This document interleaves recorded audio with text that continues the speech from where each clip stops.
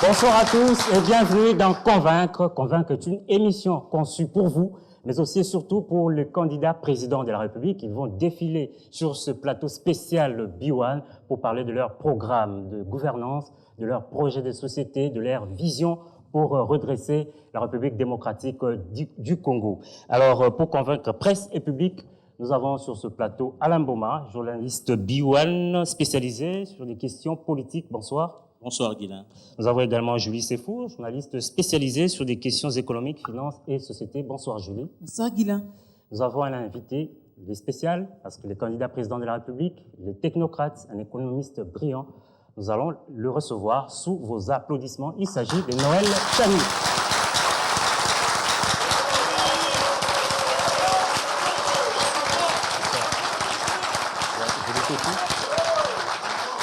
Alain Boma. Place.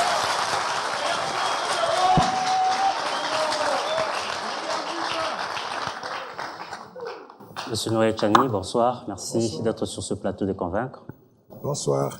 Alors, première question, vous êtes docteur en sciences économiques, vous avez suivi des programmes de formation de manager à Harvard, vous avez travaillé à la Banque mondiale, vous êtes l'auteur du plan Marshall pour redresser l'RDC. Qu'est-ce qui vous reste encore ? Il me reste maintenant à devenir président de la République démocratique du Congo. D'où vous est venue cette motivation? La motivation, elle est venue au fil des années. Pendant mes fonctions à la Banque mondiale, je suis spécialiste du développement. Je me suis occupé du développement de pratiquement 85 pays à travers le monde, sur les 5 continents. Mais chaque fois que j'allais dans des pays différents, je devenais de plus en plus conscient que mon pays ne marchait pas du tout. Parce que les pays sur lesquels j'ai travaillé avançaient progressivement, créer des bonnes conditions pour leur population. Mais chaque fois que je revenais en RDC, je trouve que moins de 10% de la population a accès à l'eau potable, à l'électricité. Moins de 10% de la population a des emplois rémunérés. Parce que 85% pratiquement de la population active se trouve au chômage. Je réalisais que nous vivons une situation d'insécurité caractérisée ou généralisée à travers tout le pays. Les Congolais meurent trop tôt. L'espérance de vie à la naissance en RDC est de 50 ans, à comparer par exemple à Monaco, 90 ans. J'étais devenu très conscient de ces faiblesses donc, de mon pays et j'ai considéré que la cause principale de la mauvaise gouvernance donc, de la RDC se trouve dans le leadership congolais. Je me suis dit, je vais me présenter aux élections présidentielles, gagner la présidence de la République, mobiliser tout le peuple congolais pour que nous puissions développer la RDC en utilisant les ressources naturelles nombreuses que nous avons.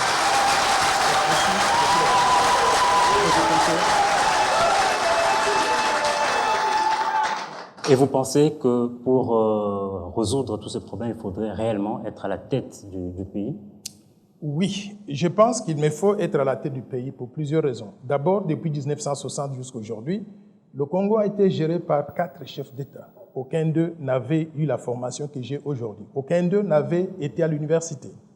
En plus de cela, personne de ceux qui ont géré le Congo avant n'avait été spécialiste de développement. Je suis comme Trésor Mputu, par exemple, dans le domaine du sport. Je suis un spécialiste de développement, quelqu'un qui peut prendre un pays en difficulté, le redresser, le développer au profit de tous les peuples congolais. Ayant cette vision, ayant cette compétence, ayant cette expérience de l'avoir fait ailleurs, je pense que je serai très utile au peuple congolais et à mon pays en étant président de la République démocratique. D'après vous, qu'est-ce que devrait ressembler la RDC aujourd'hui? Aujourd'hui, la RDC... Ou à quoi devrait ressembler la République démocratique du Congo? Si on avait été bien géré depuis 1960, la RDC serait aujourd'hui comme le Japon, comme la Corée. La RDC serait aujourd'hui comme la France. On serait un pays développé parce que nous avons toutes les ressources naturelles et surtout toutes les potentialités pour pouvoir donc nous développer. Mais curieusement, au lieu d'être comme le Japon, nous sommes aujourd'hui la risée du monde parce que nous sommes classés 224e sur 226 pays. Quand on regarde le classement utilisant le PIB par habitant de tous les pays du monde. Et justement, c'est pour cela que vous nous proposez un plan Marshall. Effectivement, je propose un plan Marshall pour répondre aux défis de développement que rencontre la RDC. Quels sont ces défis calqué aujourd'hui? sur le programme américain de 1947. Oui, le plan Marshall que je propose est similaire au plan américain qui avait été mis en place après la Deuxième Guerre mondiale pour développer les pays d'Europe occidentale qui étaient détruits par la guerre. Et je trouve que les conditions sont à peu près similaires. En République démocratique du Congo, aujourd'hui, comme vous savez, depuis 1960, nous avons connu des périodes d'insécurité généralisée, des rébellions meurtrières, de guerres à répétition. Donc, Tout cela nous a amené à détruire toutes les infrastructures de base. Les routes, les autoroutes n'existent pratiquement pas. Nous n'avons pas d'aéroport moderne. Nous n'avons pas du travail pour nos gens. Les conditions sociales sont très misérables. Les infrastructures de base telles que les routes, les autoroutes, les chemins de fer, l'eau et l'électricité, tout cela est pratiquement à une étape rudimentaire. Je pense que ce Congo mérite aujourd'hui un plan Marshall similaire à celui que les Américains avaient conçu pour les pays européens pour pouvoir redresser la situation générale et créer de bonnes conditions pour tout le peuple congolais. Nous allons prendre le premier thème de cette émission, c'est sur la politique, l'état de droit, la paix et la sécurité. C'est avec Alain Boma. Merci, bonjour monsieur le candidat président. Bonjour Alain. Je reviens un tout petit peu en arrière. Vous avez dit que vous avez parcouru 85 pays et vous avez aidé ces pays à redresser leur économie. Là-bas, vous n'étiez pas président de la République, mais ça a marché. Mais pourquoi, avec toute l'expérience que vous avez, vous n'aidez pas ceux qui sont au pouvoir aujourd'hui? Excellente question. Tous les pays que j'ai aidés à se développer avaient un leadership à la hauteur des ambitions de développement de ces pays. Je donne l'exemple. Le Sénégal, depuis 1960, 4 chefs d'État, Senghor, Abdoul Diouf, Abdoulaye Wade et aujourd'hui Macky Sall. Tous des universitaires distingués qui ont eu de l'expérience professionnelle donc dans des domaines bien spécifiques relatifs donc au développement du pays. Il est facile de travailler avec ce genre de leadership-là. Quand vous venez leur donner des conseils, il y a une symbiose qui se crée. Et d'ailleurs, le livre que j'ai publié, qui contient ma vision de développement de la RDC, est préfacé par l'ancien président du Sénégal, Abdoul Diouf, qui dit dans ce livre-ci, c'est que j'ai dû faire aux côtés de ces autorités sénégalaises pour que le Sénégal devienne le pays qu'il est aujourd'hui. Et il dit au peuple congolais, attention, ça c'est un fils venu de la RDC qui est venu nous aider ici. S'il rentre chez lui pour devenir chef de l'État, il fera même mieux que ce qu'il a fait pour la République du Sénégal. Donc, je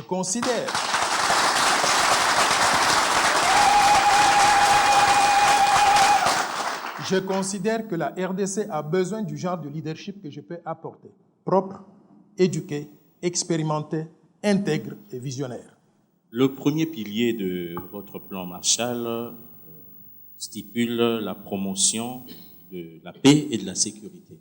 Prenons le cas de Béni, où les habitants de cette ville du Nord Kivu subissent beaucoup de choses. Il y a des attaques des FDLR. Que comptez-vous faire une fois élu à la tête du pays? Je suis très attristé par la situation sécuritaire de notre pays. Chaque jour qui passe, les Congolais sont tués à Béni, Butembo, Goma, Uvira, au Kasaï. On a connu les fosses communes donc dans le Grand Kasaï, à Maluku, les charniers humains à l'est de la République. Ce n'est pas du tout acceptable.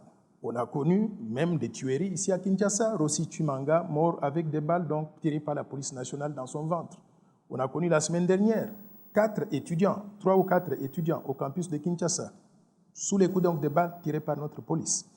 Maintenant, en ce qui concerne la situation de Béni, je propose de pouvoir pacifier toute la République démocratique du Congo, et en particulier l'Est de la République, en restructurant l'armée, la police, les services de sécurité, pour les rendre plus républicains, plus compétents, à même de pouvoir protéger les citoyens congolais et aussi de protéger les frontières nationales. En particulier, ce que nous allons faire à Béni, nous allons, dans l'armée, dans la police, les services de sécurité, nous allons faire l'inventaire des éléments en uniforme.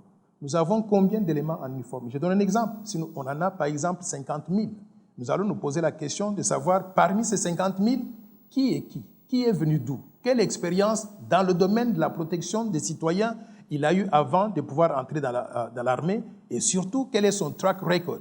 A-t-il commis des crimes avant? Une fois que nous avons fait cet inventaire d'éléments en uniforme, les mauvais éléments seront sortis de l'armée, de la police, des services de sécurité. Ceux qui peuvent être récupérés, on va les envoyer dans des programmes de formation accélérés. Et ceux qu'on ne peut pas récupérer, on va faire ce qu'on appelle la démobilisation et la réinsertion dans la société pour les orienter à aller travailler ailleurs, en dehors de la police, de la sécurité et de l'armée, parce qu'ils ne font pas le travail qu'ils sont supposés faire.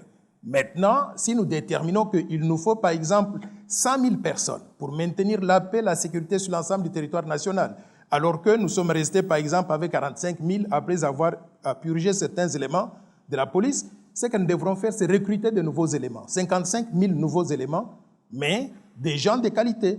Par exemple, des gens sortis des universités congolaises, bien formés, patriotes, capables de pouvoir défendre leur pays, mais surtout capables de pouvoir protéger donc la population congolaise. On va leur donner une formation accélérée et les affecter maintenant dans des endroits où ils peuvent se mettre au service du pays.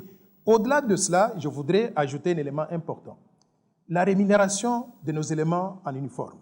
Aujourd'hui, je suis navré de constater que les policiers, les militaires, les agents de sécurité sont payés 50, 120, 30 dollars par mois. Ce n'est pas suffisant pour leur permettre de pouvoir supporter donc leur famille. Et ce n'est pas suffisant pour pouvoir leur permettre de se concentrer totalement au service donc, de la protection donc, de ce pays. Ce que nous devrons faire, c'est introduire le système de salaire minimum garanti. De développer sur cette question, parce que vous avez parlé de la qualité des hommes de troupe. Est-ce que, vous savez, généralement, le gouvernement parle d'une guerre asymétrique, c'est-à-dire que c'est une guerre qui est difficile à maîtriser. Est-ce que le problème, c'est au niveau de la qualité des troupes ou c'est la nature même de cette guerre? Je vais répondre à cette question, mais je voudrais terminer la question donc, de la rémunération des policiers et de des éléments en uniforme. Il est important qu'on leur donne un salaire qui leur permette de vivre correctement, de supporter leur famille et de vivre avec dignité. Et j'ai établi ce salaire à au moins 1 000 dollars par mois, payable à tous.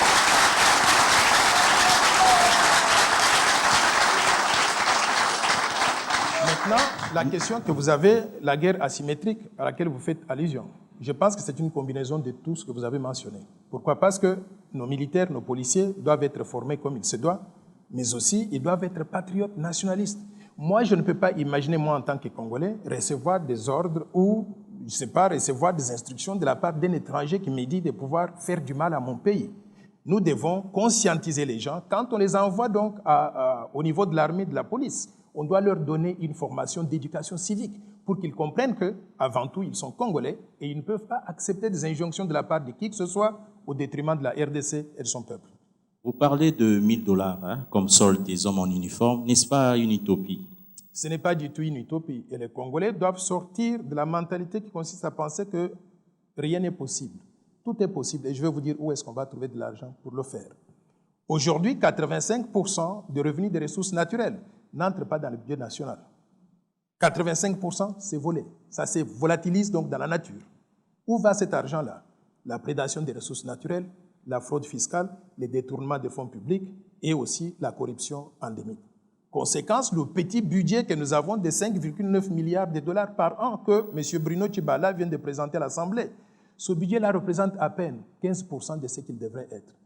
Là où nous devons mener donc une bataille, c'est la bataille contre la corruption, la prédation des ressources naturelles, les détournements des fonds publics et la fraude fiscale, pour récupérer toutes ces recettes publiques qui sont perdues, les mettre dans le budget de l'État, augmenter le budget de 5,9 milliards de dollars à, j'estime, en moyenne sur 15 ans, à 45,3 milliards de dollars.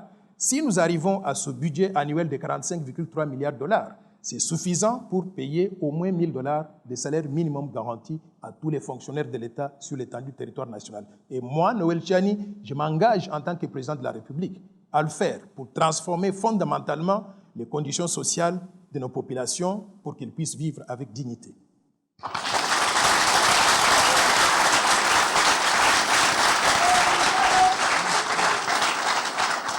Vous êtes technocrate, vous parlez plus d'économie. Est-ce que ce n'est pas un handicap pour vous parce que nous estimons que les questions de la République ou les réalités de la République démocratique du Congo demandent une certaine hauteur sur le plan politique? Mais vous savez, le Congo, depuis 1960 jusqu'à aujourd'hui, a été géré par les politiciens. Où est-ce que nous sommes aujourd'hui? Ils ont échoué. Il est temps maintenant qu'on puisse les mettre ailleurs, que nous puissions amener un technocrate qui pourra rassembler tout le monde pour que nous puissions développer la RDC au profit de tout le monde. Ça, c'est la première chose. Et vous travaillez Mais la avec deuxième qui? chose... Vous travaillez avec qui? Parce que la classe politique est la même. Nous allons faire le tri. Il y a des jeunes gens qui sont dans cette salle, dans toutes les universités congolaises. On va recruter les meilleurs. Et il y a beaucoup de Congolais... Ça prend du temps. Il faut avoir de l'expérience. Ça prendra du temps, mais on va les former sur le tas. Mais il y a aussi des bons éléments. Il n'est pas dit que tous ceux qui travaillent aujourd'hui dans l'administration publique, dans la classe politique, tous ils sont mauvais. Il y a des gens qui sont forcés par les événements d'être ce qu'ils sont devenus, mais qui sont récupérables. On va les récupérer, on va les encadrer et ils vont tous être des agents de changement qui mettront en œuvre le plan Marshall aux côtés de Noël Tchiani. Le regard que vous aviez à distance de la classe politique congolaise, lorsque vous regardez la République démocratique du Congo à distance, qu'est-ce que vous dites de nos dirigeants? Franchement, je suis sidéré par ce que je vois. Quand j'étais à Washington, je croyais dans beaucoup de choses que je lisais sur Internet. Mais quand je suis arrivé ici, par exemple, l'unité de l'opposition, j'ai appelé à l'unité de l'opposition depuis que je suis arrivé en RDC. Et j'entends tous les politiciens congolais dire la même chose. Ils veulent l'unité de l'opposition. Mais jamais ils se sont rencontrés pour pouvoir solidifier cette unité et dégager, par exemple, un candidat commun. Il y a eu des rencontres. Il y a eu à Genève, il y a eu également... Il y a eu Genève, par exemple. Comment voulez-vous que sur 20 candidats qui sont de l'opposition, à part celui du FCC, qu'il n'y ait jamais une réunion de 20 candidats à la fois pour dégager un candidat commun? Et ceux qui sont partis à Genève, 4 candidats Quels sont le poids sur des 20. autres candidats? C'est aussi ça un problème. Moi, je vais vous dire une chose. Chacun de nous est important. Il y en a peut-être qui sont importants dans le populisme des rues, mais il y en a aussi qui sont très importants donc, dans leur tête, dans le cerveau. Il faut mélanger les deux.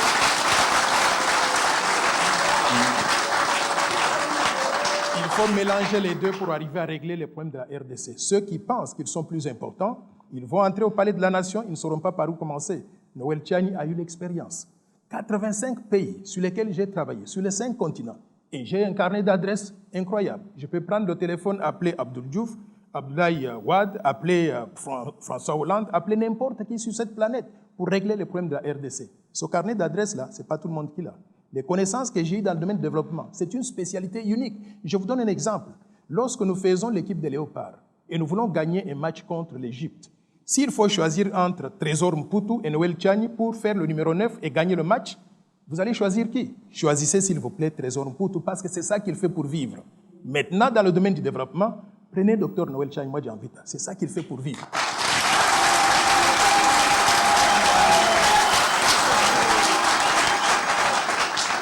Monsieur Tchani, vous avez parlé de l'opposition.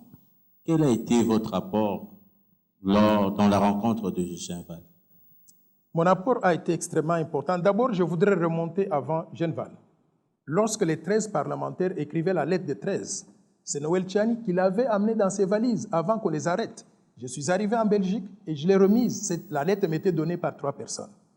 Elle m'était donnée par Ngalula Mpandajila, Etienne Tshisekedi et aussi Chambouy Makanda, dans la résidence de Ngalula Mpandajila située au 8 Allées Vertes à ma campagne.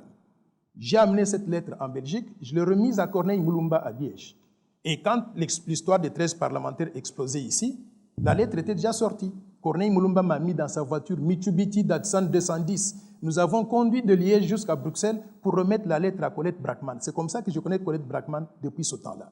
La lettre a été vulgarisée grâce au risque que moi j'avais pris pour la sortir avant que l'histoire n'explose ici. Ça, c'est acte numéro 1. Acte numéro 2.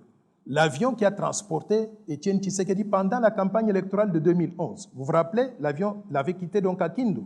C'est Noël Tchani qui avait sorti $100 000 de sa poche pour payer pour que l'avion revienne. Je l'avais fait parce que je croyais dans mon pays et je croyais dans son leader charismatique, Etienne Tshisekedi, qui était là, qui est un monument pour nous tous. Je regrette d'ailleurs qu'il ne soit pas encore enterré avec honneur et qu'on le garde au frigo donc en Belgique. Quand je suis président de la République, je vais l'élever au rang des dignitaires, donc la plus haute, comment ça s'appelle? Héros. Au rang de héros national dans notre pays, parce qu'il s'est battu pour la démocratie pour nous tous, pour que nous soyons là où nous sommes aujourd'hui. Donc, je voudrais aller maintenant, troisième chose, c'est que lorsque Etienne Tshisekedi s'est présenté candidat à la présidence de la République en 2011, c'est Noël Tchani avec d'autres personnes qui avons rédigé son programme de gouvernement.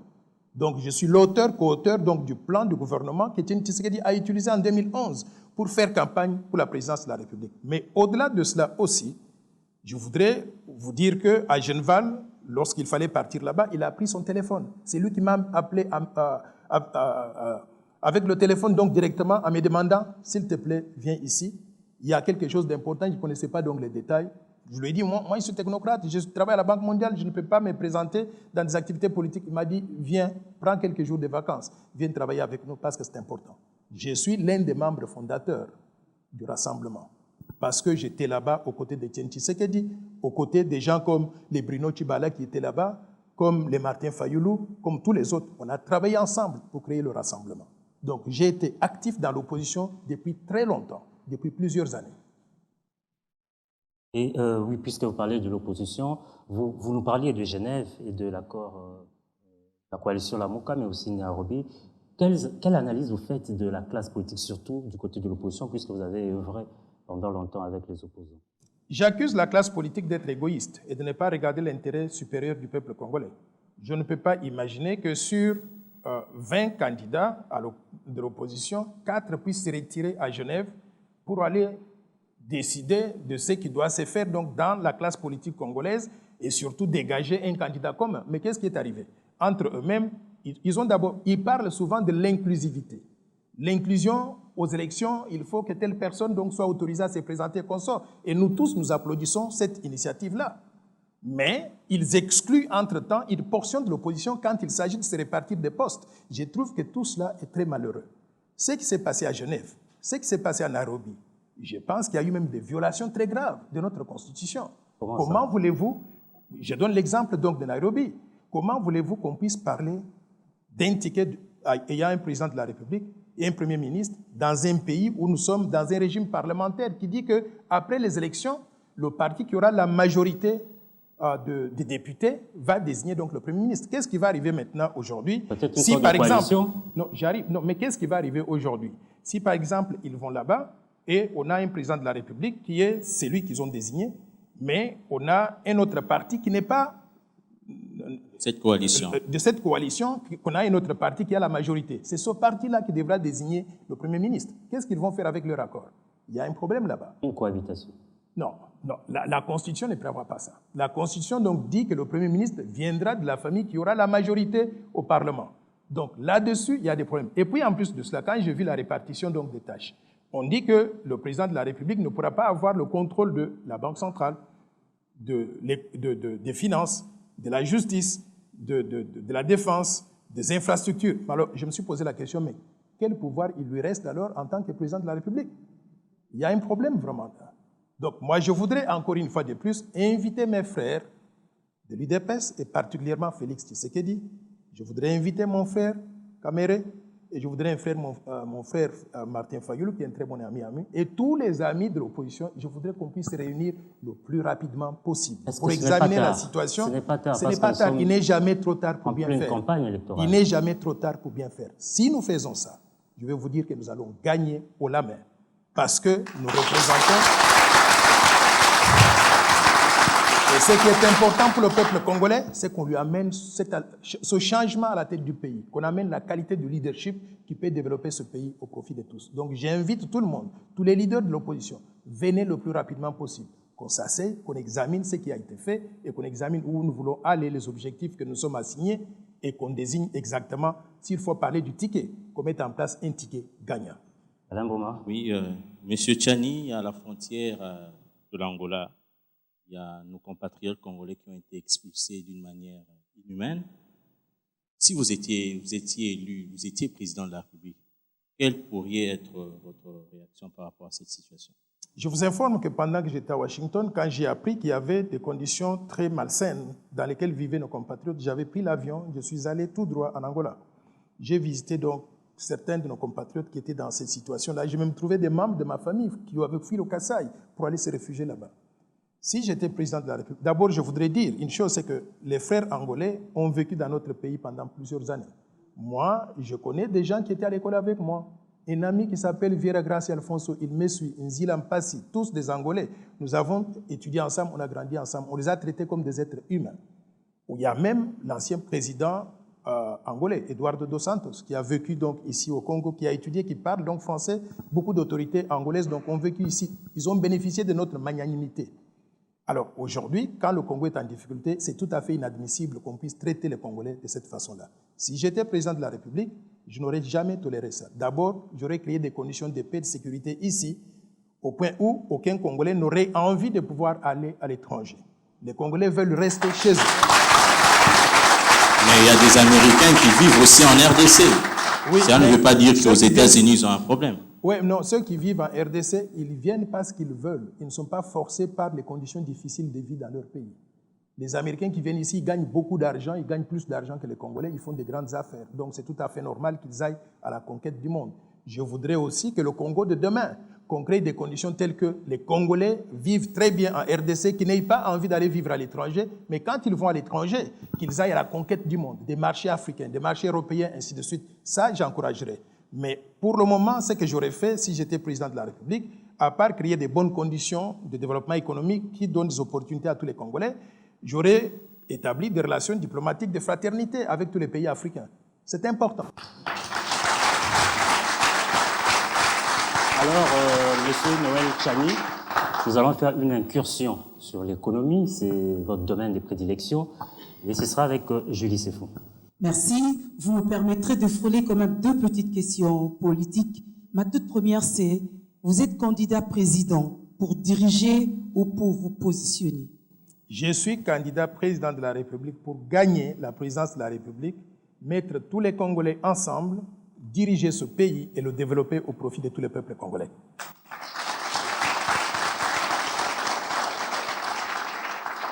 Nous allons aux élections à un seul tour parce que vous voulez que le régime change. On se poserait la question de savoir pourquoi ne pas vous être rallié soit à Cash, soit à la Mouka, et comme ça vous donne un peu plus de possibilités de gagner, parce que tel que c'est parti, l'opposition y va en ordre réellement dispersé. C'est ce que je venais de dire tout à l'heure. J'ai fait un appel solennel à toute l'opposition pour que nous puissions nous retrouver le plus rapidement possible. Il n'est jamais trop tard pour bien faire. Si nous nous retrouvons aujourd'hui, nous réunissons l'opposition. En ce moment-là, nous avons une chance de gagner haut la main. J'invite, je le répète, tous les 21 candidats à la présidence de la République à ce qu'on se retrouve. Si nous nous retrouvons, moi, je m'effacerai devant un candidat qui serait mieux qualifié que moi. Pourtant, vos conditions ne sont pas si simples. Non, les conditions ne sont pas si simples. C'est pour ça que moi, j'ai toujours avancé certains critères pour la désignation du candidat commun. Quels sont ces critères? Le niveau d'études doit être à la hauteur des ambitions du développement du pays. Vous êtes docteur. Vous voulez vous comparer à qui parmi ces candidats? Non, j'ai dit qu'il faudrait que le niveau d'études soit au moins de licence, c'est-à-dire après le diplôme d'État, 5 années. Ça permet à plusieurs personnes d'être qualifiées pour ça. Deuxième chose, expérience professionnelle. J'exige un niveau d'expérience professionnelle d'au moins 15 ans dans une entreprise ou une institution privée, publique, nationale ou internationale. Moi, j'ai 38 ans, donc je n'élimine pas tous les autres à cause de mon expérience professionnelle. 3, il faut que le candidat ait une vision de développement. Ce qui va régler les problèmes du pays, ce n'est pas le fanatisme de rue, c'est la vision de développement, c'est le projet de société. Il faut que le candidat justifie d'un projet de développement solide, capable de pouvoir répondre aux défis de développement que nous avons. Et 5, il faut que le candidat incarne la rupture. Vous ne pouvez pas hier être dans le camp que nous blâmons aujourd'hui pour la mauvaise gouvernance et un jour après, donc, sauter simplement donc, la rue et dire que vous êtes maintenant un représentant de l'opposition. Donc, et enfin, il faudrait que ce candidat puisse incarner le changement. Je pense que si nous nous réunissons avec un esprit ouvert, il est possible de trouver parmi nous des gens qui répondent à ces critères-là. Mais ça, ce sont mes critères à moi. Je voudrais aussi entendre les critères que d'autres veulent mettre sur la table. Nous allons faire la synthèse de tous les critères proposés par tous les candidats et on va sélectionner quelqu'un en fonction de cela. Avez-vous eu accès aux données statistiques avant la rédaction de votre plan Marshall pour le rendre crédible? Madame, c'est tout ce que je faisais pour vivre. Tous les jours, donc, je travaille sur les statistiques. Je ne veux pas mentionner les statistiques publiées par certaines institutions internationales pour des raisons de confidentialité, mais j'ai eu accès à toutes les données statistiques des différentes sources pour pouvoir rédiger mon plan. Et en plus de ça, non seulement des données statistiques, mais j'ai eu une expérience de terrain. Je suis venu en RDC, j'ai fait le tour de plusieurs provinces, parler avec les étudiants, avec les mamans maraîchères, avec les gouverneurs des provinces, avec des professeurs d'université, avec des syndicalistes. J'ai parlé à des journalistes, j'ai parlé avec tout le monde pour collecter des informations et avoir des données réelles qui m'ont permis de rédiger le plan Marshall. Donc c'est un plan qui est basé sur les réalités congolaises. Donc ça suffit pour être crédible, le fait d'avoir rencontré des personnes que vous citez, sans avoir cité de l'administration proprement dit, parce que, en mon sens, l'accès est compliqué à ces données. Je vous informe que j'ai eu des contacts avec l'administration publique congolaise à tous les niveaux. Commencer par le chef de l'État, descendre jusqu'au plus petit donc, des employés donc, du gouvernement. J'ai rencontré tout le monde. Personne ne peut dire qu'il n'était pas au courant de la rédaction du plan Marshall. Donc, j'ai dû rencontrer toutes les autorités congolaises à tous les niveaux pour pouvoir tester mes hypothèses, échanger avec ces autorités et avoir la vraie version, la version que eux ils... Par exemple, je vous donne un exemple concret.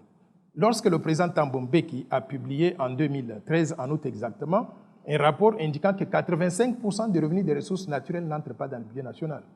J'étais scandalisé par ça. J'ai dû contacter certaines autorités pour leur demander ce qu'elles pensaient. Et je réalisais qu'ils n'avaient pas de réponse parce qu'elles estimaient qu'ils étaient coupables.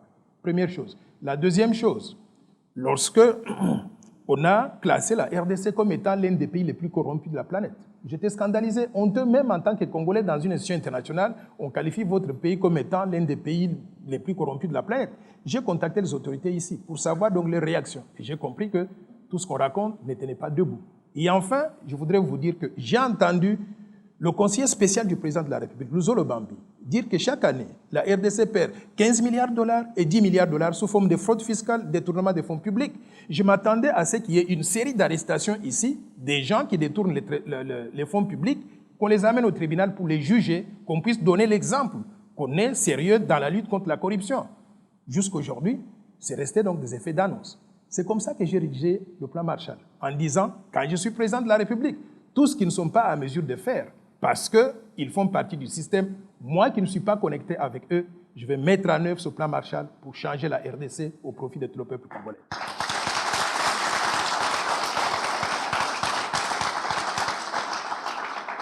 Permettez, Julie, avant de poursuivre, en quoi ce plan Marshall est différent des autres plans de développement proposés à la RDC? Je fais allusion aux 5 chantiers, la révolution de la modernité. En quoi votre plan Marshall est différent? Ce plan est très différent pour plusieurs raisons. D'abord, l'auteur du plan. Tous les autres plans que vous mentionnez, qui est leur auteur? C'est comme un enfant qui n'a pas de parents. Moi, je connais mon plan parce que je l'ai rédigé chaque page. Je le connais par cœur. Et je ne l'ai pas rédigé tout seul, entre parenthèses. Quand je l'ai rédigé, j'ai invité beaucoup de Congolais à pouvoir participer, critiquer. Nous avons peaufiné donc le plan. C'est devenu aujourd'hui un véritable plan congolais. Des Congolais donc dans la diaspora, mais également des Congolais ici. Je vous informe que quand on parle du plan Marshall de Noël Tchani pour la réconciliation et le développement de la RDC, le nom Noël Tchani, ce n'était pas venu de moi au départ. C'est venu d'un journaliste congolais, Bienvenu Bakoumania, qui avait organisé une rencontre ici avec beaucoup d'autres journalistes et qui m'avait dit, vous savez quoi, nous voudrions avoir un tampon congolais sur ce plan. Et soit il fallait changer le mot, enlever le mot plan Marshall, l'appeler plan Noël Tchani, et j'avais refusé ça. Pourquoi? Parce que Noël Tchani n'était pas aussi célèbre, très connu. Beaucoup de gens n'allaient pas comprendre de quoi il s'agit. Je leur ai dit, on maintient plan Marshall et on ajoute donc, comme Bienvenu l'avait suggéré, de Noël Tchani pour la réconciliation et le développement de la RDC. C'est comme ça que nous avons ce plan ici. Donc la différence entre ce plan et les autres plans proposés par d'autres personnes, c'est que ce plan ici a un père. C'est la première chose. Mais la deuxième chose, il est préparé avec la meilleure expertise possible. Je vous ai dit que je suis spécialiste développement. J'ai travaillé sur 85 pays. J'ai travaillé sur les 5 continents. J'ai utilisé les meilleures expériences possibles dans tous les pays où j'ai travaillé pour appliquer cela dans mon plan pour mon pays. C'est ça la différence.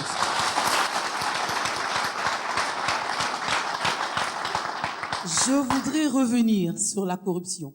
On parle de la corruption en République démocratique du Congo sans jamais indexer les corrompus et les corrupteurs. Vous, Président, qu'est-ce que vous feriez?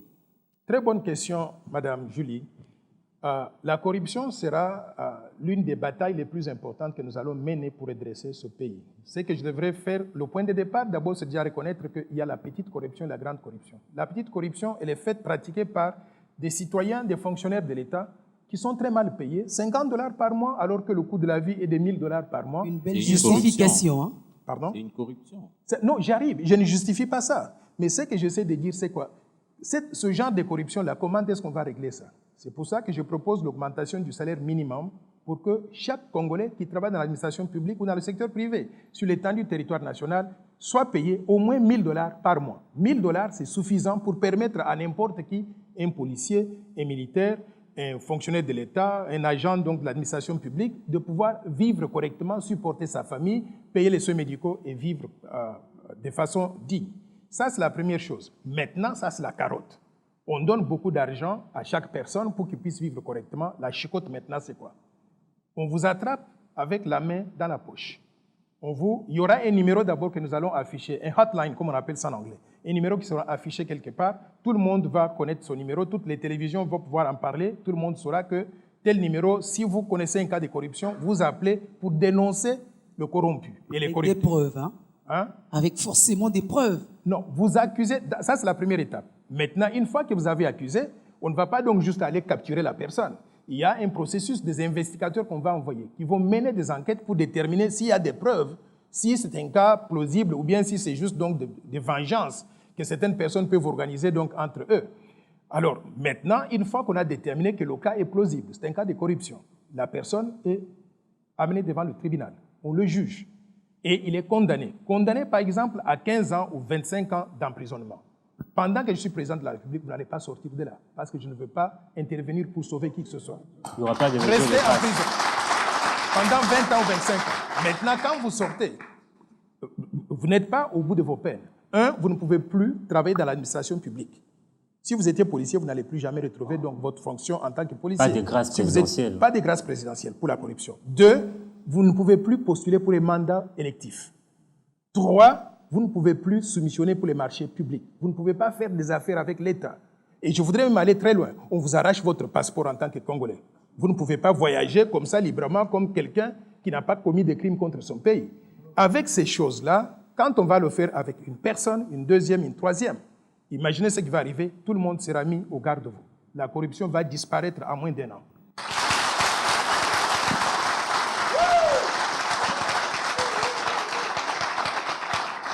Nous revenons sur les chiffres proposés par différents candidats par rapport au budget annuel, alors que tous les économistes en RDC savent que le pays a du mal à mobiliser 6 milliards de dollars américains par an. Alors du coup, lorsque tel candidat a 80 milliards, l'autre avec 50 milliards, on se demande si c'est des incantations ou c'était de l'utopie carrément. Vous, comment allez-vous mobiliser cet argent? Très, très bonne question. Je voudrais d'ailleurs vous ramener aux élections en 2006 et 2011.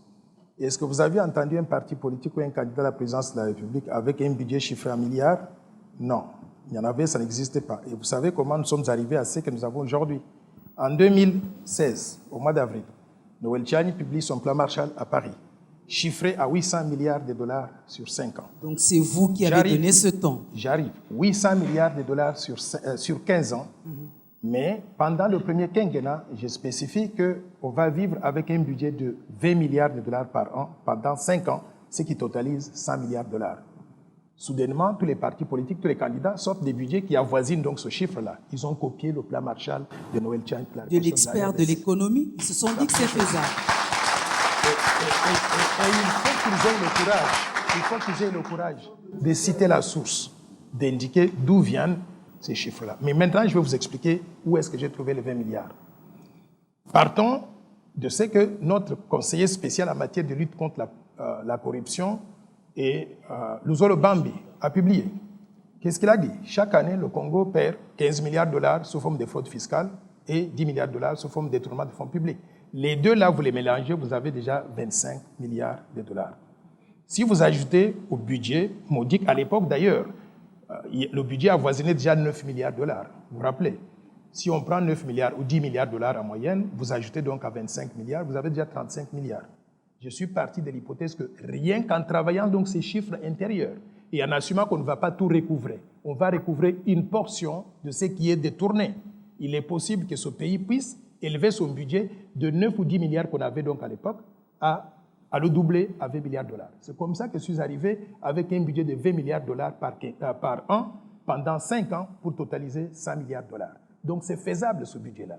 Il suffit d'être sérieux dans la lutte contre la corruption et pour mener une lutte efficace contre la corruption, il faut être comme moi, n'avoir jamais été corrompu. Je n'ai jamais été corrompu.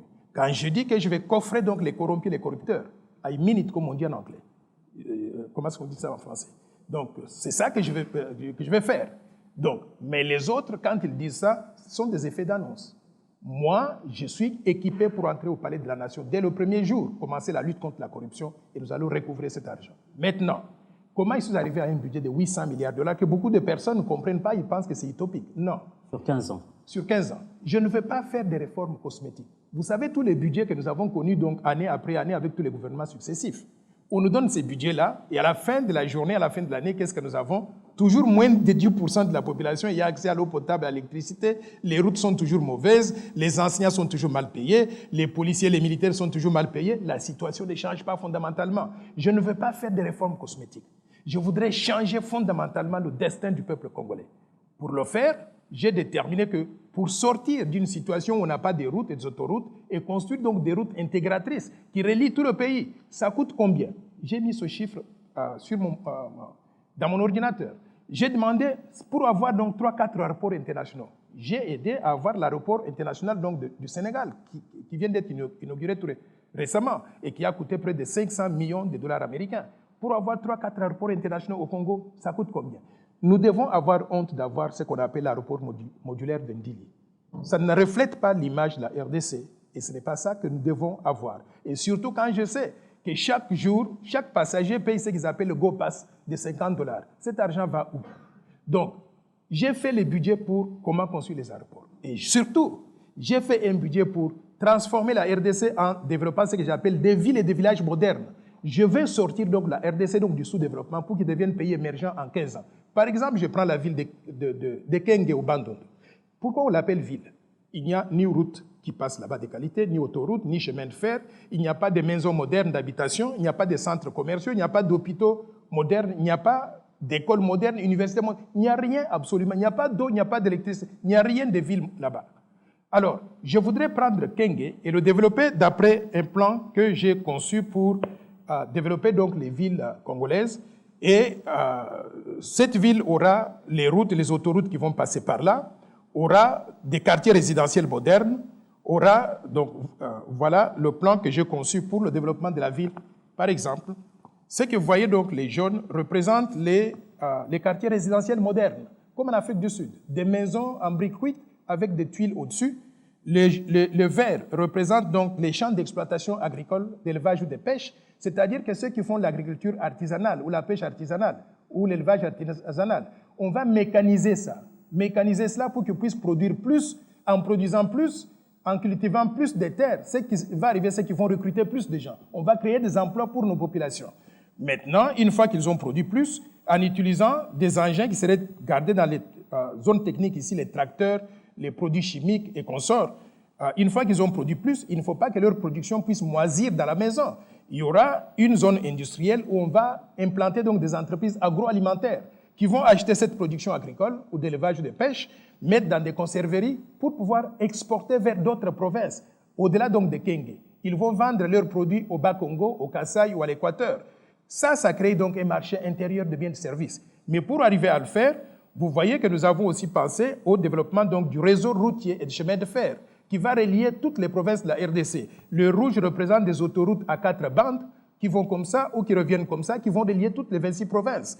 Et les noirs représentent donc les chemins de fer pour réaliser le même objectif. Mais l'innovation ici, c'est quoi, madame? Ce sont les points jaunes que vous voyez sur la carte. Tous ces points jaunes-là, c'est comme la ville de Kenge, par exemple. On va développer chacun de ces points en villes et villages modernes. En d'autres termes, nous allons créer 243 villes et villages modernes à travers toutes les 26 provinces de la RDC. Ce que nous allons réaliser, c'est quoi? C'est créer ce que les pères de l'indépendance ont appelé bâtir un pays plus beau qu'avant. Et moi, Noël Tchani, j'ajoute, où il fait bon vivre partout. Parce que tout le monde, sur l'ensemble du territoire national, aura accès aux mêmes facilités. On va éviter le phénomène de Wewa. On a brimé les Kassaïens, on n'a pas voulu investir donc au Kasaï, on a tué la Miba. Et aujourd'hui, les Kassaïens fuient la misère pour venir faire les Wewa Kinshasa. Ils fuient la misère pour aller se réfugier en Angola et on les chasse de là. Évitons cela en développant notre pays. De cette façon-là, on va créer les mêmes conditions de vie pour tout le peuple congolais. Permettez que je revienne sur la question des juristes. C'est fou parce que j'ai eu l'impression que vous avez touché plusieurs secteurs à la fois. Les dénonciations la corruption. du conseil spécial du chef de l'État sont récentes. Par contre, votre plan Marshall date. Lorsqu'on vous pose la question comment vous allez mobiliser les ressources, vous faites allusion aux dénonciations du conseil spécial du chef d'État qui ne sont que récentes. Le plan Marshall est beaucoup plus vieux. Non, je vais vous dire une chose, que quand j'ai présenté ce plan Marshall, il avait déjà été nommé et il avait déjà sorti ces chiffres-là. Mais ce n'est pas la seule source de financement du plan que j'ai. C'était ça ma question. Je voudrais vous donner une autre source, mais que je ne vais pas utiliser parce que je ne veux pas que les gens puissent interpréter les choses mal.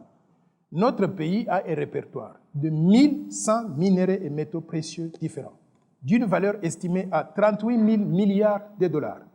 Pour mobiliser 800 milliards de dollars sur 38 000 milliards de ressources naturelles, c'est une petite chose. Pour simplifier les choses, je vais vous dire, c'est comme si vous avez un bâtiment, comme la Sosacom, le bâtiment de la Sosacom là, qui vaut par exemple 1 million de dollars, et vous voulez emprunter 10 000 dollars. Vous pensez qu'une banque va vous prêter cet argent-là ou pas?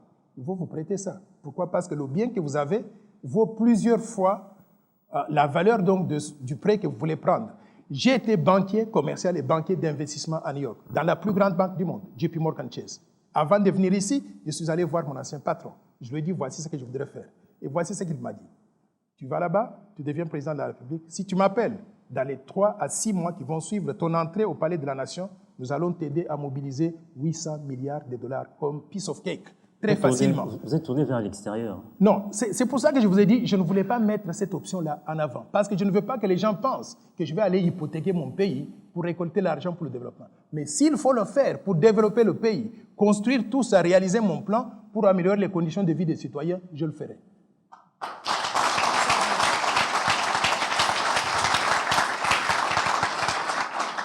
Monsieur Tchani, parlons de l'entrepreneuriat local des jeunes. La plupart des jeunes entrepreneurs congolais ont du mal à avoir accès au crédit dans les banques.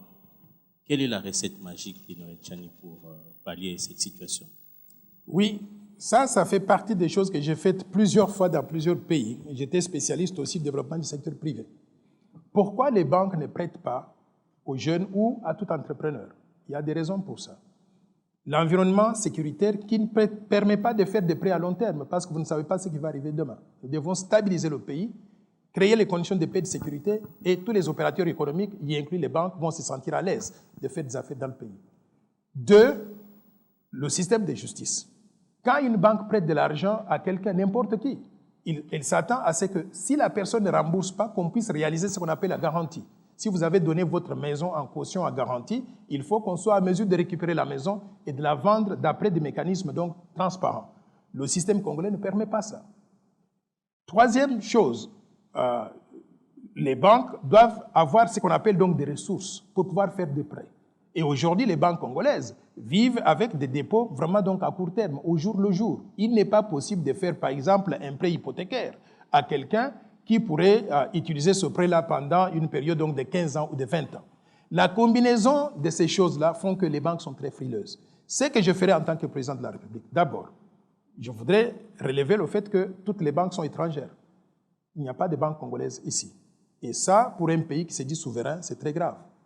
Nous devrons restructurer le système bancaire pour pouvoir amener des Congolais dans les capitaux des banques, non pas simplement comme des petits fonctionnaires, des petits travailleurs donc des banques, mais aussi comme des actionnaires et des gestionnaires de ces banques-là. Je donne l'exemple donc des banques nigérianes.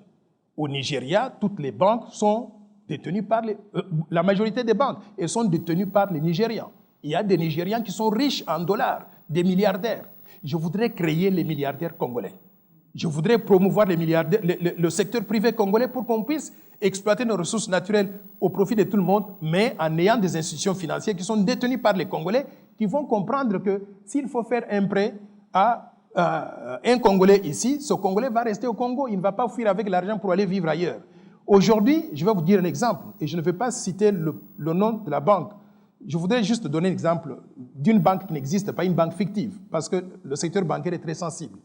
Par exemple, s'il y a une banque originaire de l'Ukraine, ici, si cette banque doit faire un choix entre deux clients qui arrivent le même jour pour solliciter un prêt, un entrepreneur congolais et un entrepreneur ukrainien, donc de son pays, si les décideurs sont ukrainiens, vous pensez à qui ils vont donner le crédit? Ils vont donner à quelqu'un de leur pays. Et ces banques-là viennent ici pour accompagner l'entrepreneuriat de leur pays d'origine en RDC, pas pour faire des prêts aux Congolais. C'est ainsi que vous avez tous les bâtiments qui sont donc dans la ville de Kinshasa, qui sont en train de pousser comme des champignons. Demandez à qui ces bâtiments appartiennent. Ils appartiennent aux Ukrainiens. Je ne vais pas citer le nom pour éviter que les gens puissent attribuer cela donc à une certaine banque. Ces bâtiments appartiennent à des gens qui sont originaires des pays d'origine de ces banques-là. Donc le système bancaire congolais est en train d'être utilisé pour vendre les richesses congolaises aux étrangers. Je vais changer ça. Je vais promouvoir un système bancaire congolais où il y aura des actionnaires congolais, où il y aura des gestionnaires congolais et qui vont travailler avec la Banque centrale pour promouvoir l'économie congolaise.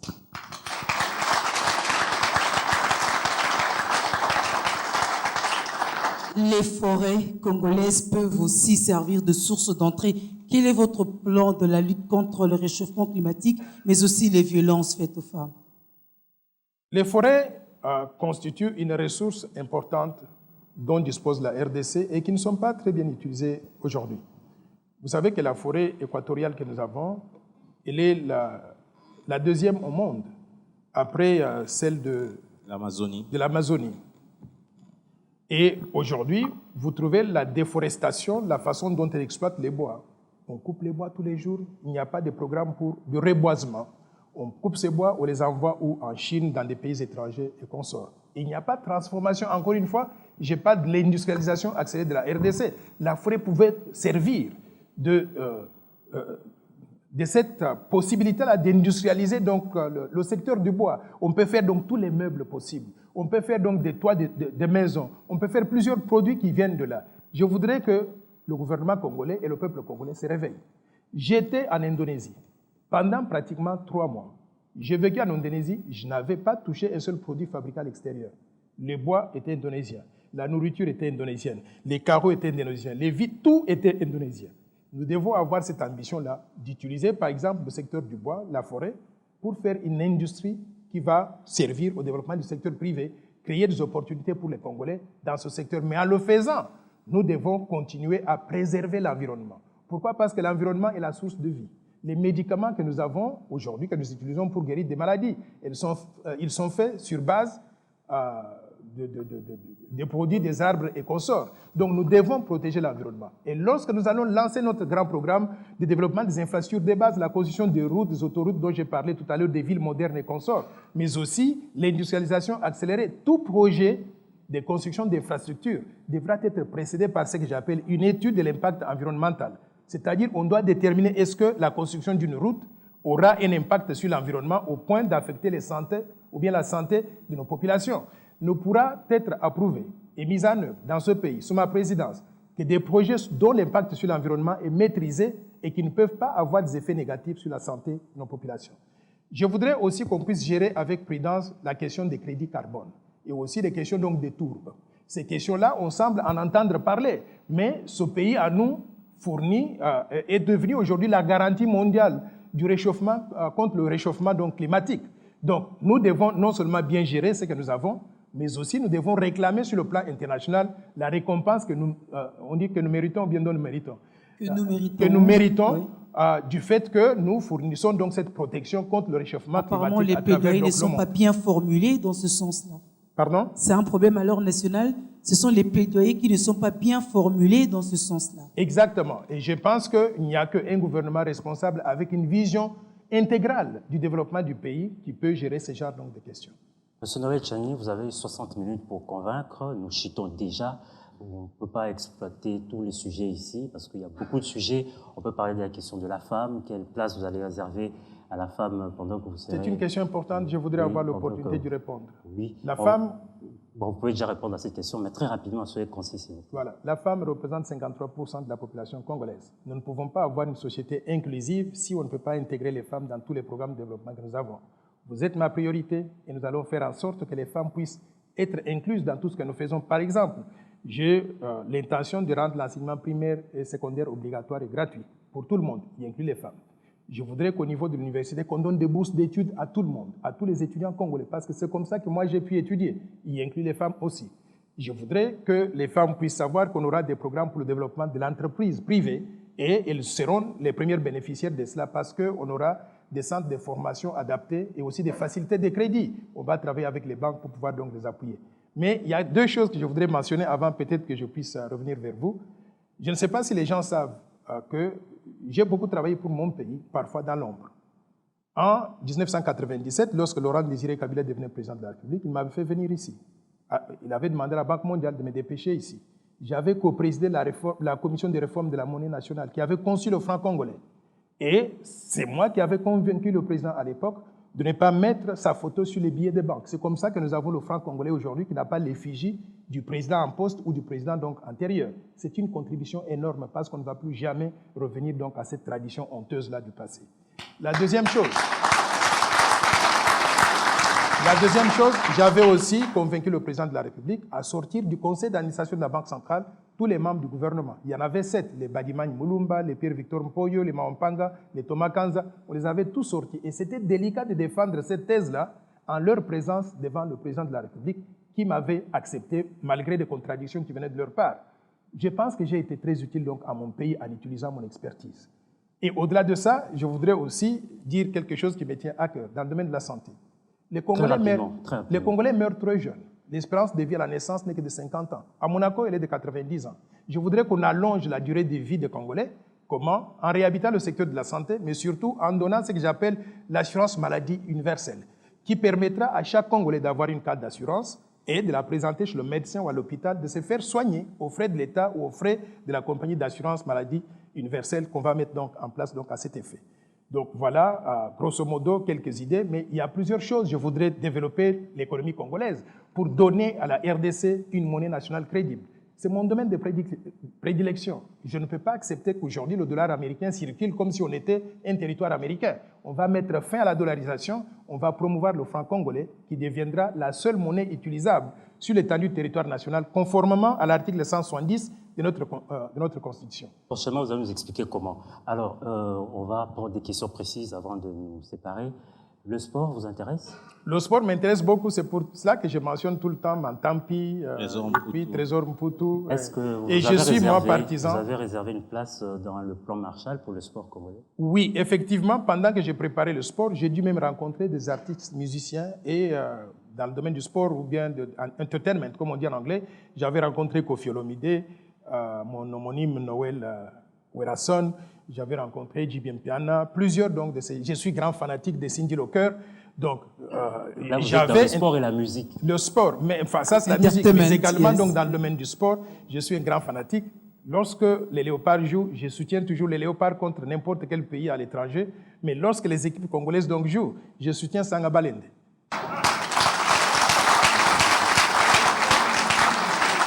Et un mot sur la culture et des arts. La culture congolaise elle est très importante. Vous savez, aujourd'hui, notre société, j'ai l'impression que nous sommes devenus une société sans repères. Il va falloir qu'on utilise, par exemple, les médias pour rééduquer la population. Donc, la transformation des mentalités congolaises, de la culture congolaise, pour que nous puissions revenir aux sources, elle est très importante pour que nous puissions réussir ce genre de plan-là. Parce que j'ai vu, par exemple, les pays asiatiques, quand vous arrivez, ils ont conservé leur tradition, leur culture. Nous sommes devenus acculturés à cause de ce mélange-là entre nos traditions et ce qui est venu donc de l'Occident. Je déplore une chose. Je ne suis pas un grand fanatique de ce que Mobutu avait fait donc comme gestion de ce pays. Mais il nous avait apporté le retour à l'authenticité. Je suis indigné aujourd'hui quand je rencontre 2 ou 3 Congolais. Je leur demande, vous appelez comment? Pi Gérard. Vous vous appelez comment? Alain. Vous vous appelez comment? Julie. Je dis, mais vous n'avez pas de nom congolais? Et pour obtenir les noms congolais, il faut forcer la personne à vous le dire. Je sais pourquoi donc les gens font ça. Ils font ça pour ne pas être identifiés de quelle province ils viennent. Moi, je vais vous dire une chose. Je vais mener une lutte acharnée contre le tribalisme. S'il faut donner des numéros matricules aux Congolais pour qu'on ne puisse plus jamais lier quelqu'un à une province, je vais le faire. Okay, merci. En entrant, j'ai remarqué que vous étiez sous bonne escorte. Oui, effectivement, notre pays m'a donné la protection policière à laquelle moi et tous les autres candidats présidents de la République, on a droit. Donc cette protection policière, elle est venue depuis 2 jours maintenant. Et ils sont très courtois, ces policiers. Je passe du temps à parler avec eux. Je suis très à l'aise avec eux. Ce sont mes compatriotes. Vous êtes déjà en campagne? Bon, on vient de les avoir, mais il y a encore des problèmes logistiques qui sont en train de régler. Je ne voudrais pas aller dans les détails de ça parce qu'ils ont la bonne volonté, ils ont des limitations, mais ils essaient de faire ce qu'il faut. Donc je travaille avec leurs généraux au niveau de la police nationale, au niveau de la police de protection de hautes personnalités pour régler ces problèmes de logistique. Mais une fois que c'est réglé, je pense qu'on sera en mesure de pouvoir se déplacer facilement. Ça, c'est par exemple la première sortie que j'ai faite sous escorte policière et ils ont vraiment aidé et je voudrais les féliciter pour cela. Merci. Et la première a été réservée à Biwan. Est-ce que vous pouvez regarder la caméra et transmettre un message au public qui sont vos électeurs? Mes chers compatriotes, notre pays se trouve dans une situation délicate. Nous sommes devenus derniers en tout. Nous sommes un des pays les plus corrompus de la planète avec le petit budget donc dans le monde et nous avons 85% de la population au chômage. Nos citoyens vivent dans une insécurité généralisée. Les familles congolaises mangent une fois tous les 2 jours parce qu'ils n'ont pas d'argent. Ils ne veulent pas faire le diet, mais ils n'ont pas d'argent, ils ne sont pas payés correctement. Les étudiants étudient dans des conditions très malheureuses. Le campus de Kinshasa a connu même des violences il y a quelques jours. Pourquoi? Parce que les étudiants étaient en train de réclamer la reprise de cours et aussi que leurs professeurs soient payés correctement, qu'on puisse apurer tous les arriérés des salaires qu'ils ont. Alors, dans ces conditions-là, le Congo n'a pas besoin de la continuité de ce que nous avons aujourd'hui. La situation, elle est catastrophique. Celui qui vous parle de la continuité ne sait pas de quoi il parle. Je voudrais que nous puissions changer le destin commun. Pour changer cela, nous avons besoin de nouveaux leaderships compétents, éduqués, intègres, visionnaires, avec un projet de société cohérent. Un leadership qui peut représenter valablement donc, la RDC, non pas simplement au niveau africain, mais également au niveau international, un peu partout dans le monde. Moi, Noël Tchani, ayant été bénéficiaire de la bourse du gouvernement zaïrois à l'époque du gouvernement congolais, je suis un produit 100% congolais. J'ai étudié, je suis devenu ce que je suis devenu grâce à la République démocratique du Congo. Je voudrais renvoyer l'ascenseur. Je voudrais prendre tous les enfants congolais et tous les Congolais pour améliorer donc leur niveau de vie, pour que nous puissions devenir un meilleur pays que ce que nous avons aujourd'hui. La mise en œuvre du plan Marshall que je vous propose aujourd'hui permettra de pouvoir sortir le Congo du sous-développement pour devenir pays émergent en l'espace de 15 ans, de créer des emplois et des opportunités pour tout le peuple congolais, de bâtir les infrastructures de base à haute intensité de main-d'œuvre pour créer des emplois pour tout le monde et surtout d'industrialiser notre pays en transformant localement les matières premières congolaises et les minéraux congolais en produits finis et de ce fait-là en créant des emplois pour tout le peuple congolais. Je vous demande de pouvoir me donner la chance d'être utile à notre pays. Je suis spécialiste de développement. Il n'y en a pas deux dans cette course à la présidence de la République. Je peux aider notre pays à devenir un pays émergent, c'est-à-dire un pays développé en l'espace de 15 ans, en mobilisant tout le peuple congolais. Le 23 décembre prochain, je vous invite à pouvoir retenir Dr Noël Tchani Mwadian Vita, candidat numéro 15 à la présidence de la République. Mettez-moi au palais de la Nation et je vais vous délivrer le Congo que nous souhaitons tous avec honneur et dignité.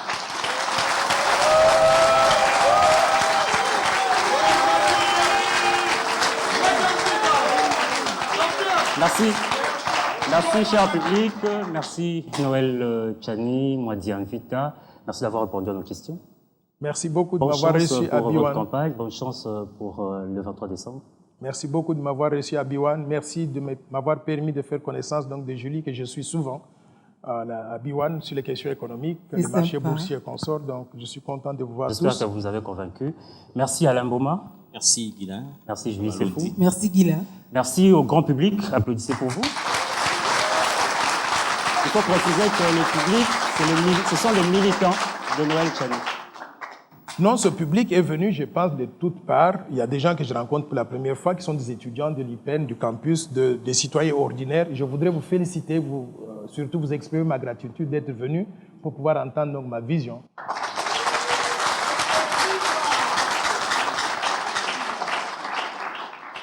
Alors c'est ici que nous allons baisser les rideaux de convaincre. C'est le numéro qui a reçu Noël Tchani, candidat président de la République.